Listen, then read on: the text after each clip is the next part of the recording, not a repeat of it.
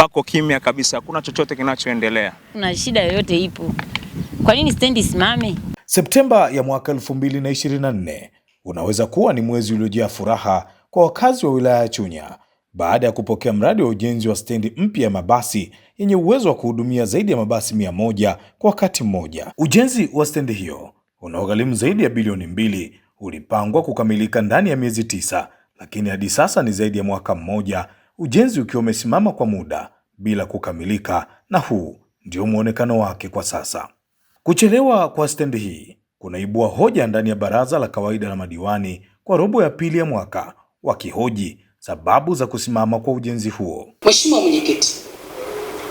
Mwenyekiti, mradi ule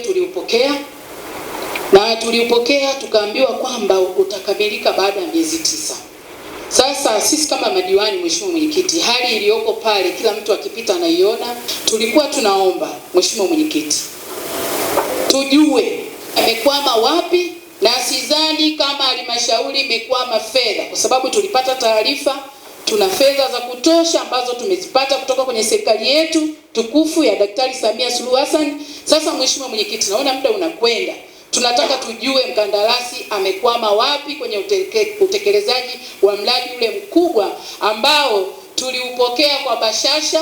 Tulicheza ngoma, tukaalika wazee maarufu, vikundi mbalimbali na wananchi walifika pale kutambulisha ule mradi. Mheshimiwa Mwenyekiti, tunahitaji majibu. Tamimu Kambona ni mkurugenzi wa halmashauri ya wilaya ya Chunya. Anasema ongezeko la gharama za ujenzi kwa zaidi ya bilioni 1 kutokana na kazi zilizo nje ya mkataba ni sehemu ya sababu zilizochangia ujenzi wa stendi hiyo kusimama kwa muda. Sisi kama wataalamu, na ni wiki iliyopita tu kwa kushirikiana na ofisi ya mkuu wa mkoa, timu ilikuja kufanya uchambuzi wa ule mradi na kujua changamoto zilizopo, kwa sababu kubwa mradi ule umekuwa unakwamishwa na mhandisi mshauri pamoja na mkandarasi. Lakini yaliyokuwepo mule ndani, Mheshimiwa Mwenyekiti, ni mambo ambayo hata nyinyi wenyewe waheshimiwa tungewaambia msingeweza kuyakubali.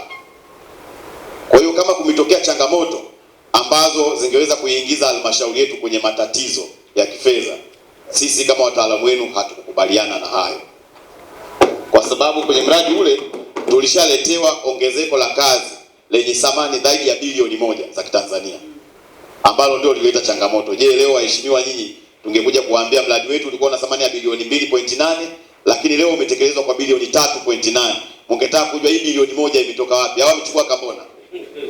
Kwa hiyo ni watoe wasiwasi waheshimiwa madiwani, taarifa itakapotoka tutaipata, kwa sababu hata kwenye kamati ya fedha itakwenda, tutajadiliana tuone tunatokaje hapo. Na lile la kuvunja mikataba nayo hatuwezi tukavunja tu kienyeji hivi, kwa sababu kuna vitu vya msingi tunavyovifuata kuelekea kuvunja mikataba. Kwa hiyo lazima vile vikamilike, na yule mkandarasi baada ya kuongeza muda, ilikuwa mkataba wake unaisha tarehe 22 ya mwezi wa pili. Kwa hiyo ni mwezi huu, na hata sasa hivi hayupo pale site. Kwa hiyo sisi tunaendelea kuisubiria ile tarehe 22 ya mwezi huu. Kwa hiyo ni watoe hofu waheshimiwa madiwani. Na je, ni ipi kauli ya wananchi wa wilaya hiyo? Hakuna chochote ambacho kinaendelea, pako kimya kabisa, hakuna chochote kinachoendelea. Uhitaji ni mkubwa, kwanza kama mnavyoona mji unakuwa, lakini kitu kingine sasa hivi tuna gari. Zamani hatukuwa na gari za kutoka Chunya kwenda Dar es Salaam. Sasa hivi kuna gari kama 3 sasa hivi. Kwa hiyo unavyoangalia ile stendi ya pale ni ndogo kwa magari kuingia pale. Kwa hiyo tukipata stendi kama ikisha itakuwa inatufaa sana. Yaani ni muhimu sana. Kuna shida yoyote ipo? Kwa nini stendi isimame? Stendi haijengwi, zeni tunaona kama imeachwa. Ila hatuelewi nini kinaendelea.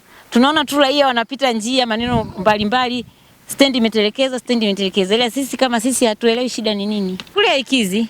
Hii hapa ni vizuri kama ingefunguliwa, kama serikali wanasikia, ni vizuri ingefunguliwa, kwa sababu kwanza ni sehemu kubwa ambayo hata magari yanakaa kwa mpangilio ulio sahihi, na zeni hata mkupita wananchi mnakuepo sahihi. Kwa hiyo kiasi fulani yani ingetusaidia, kwa sababu ni eneo kubwa.